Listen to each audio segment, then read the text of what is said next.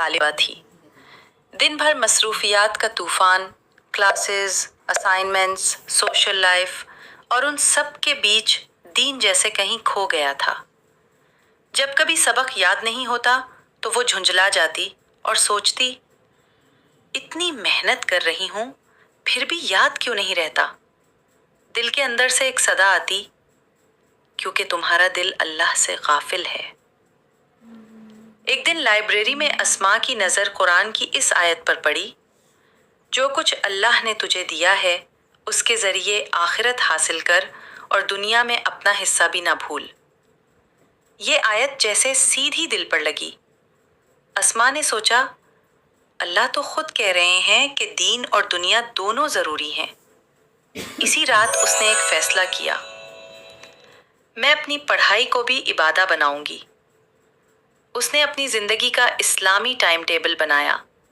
फजर के बाद कुरान की तिलावत, दिन भर में 5 नमाजें और हर सबक से पहले एक खास वजीफा। अस्मा सबक याद करने से पहले 3 मर्तबा रब्बी जिदनी इल्मा पढ़ती। सबक के दौरान दिल में या फत्ताह या अलीम का जिक्र करती और सबक के याद करने के बाद 3 मर्तबा दुरूद शरीफ पढ़कर दुआ करती, ए अल्लाह, हम पर इल्म के दरवाजे खोल दे और नेकों की तौफीक दे। 7 बार सूरह इंशिराह पढ़ती ताकि दिल और दिमाग खुल जाए और सबक याद रहे। चंद दिनों में अस्मा ने महसूस किया, अब यादाश्त बेहतर हो गई है, दिल में सुकून है और मेहनत में बरकत आ गई है। लेकिन रास्ता आसान नहीं था।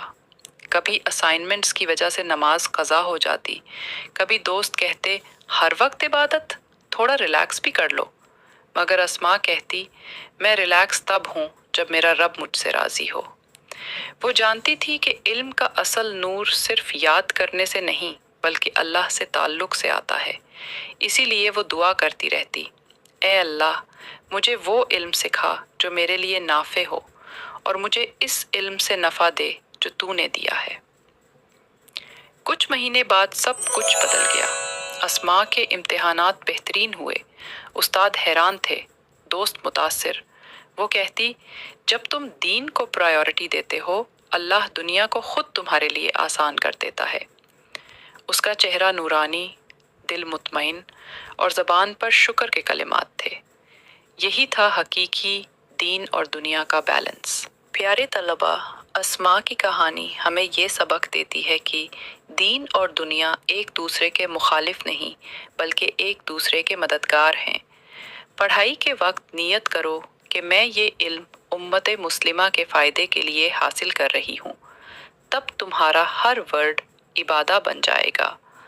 याद रखो, जब नियत अल्लाह के लिए हो तो किताब के लफ्ज़ भी नूर बन जाते हैं।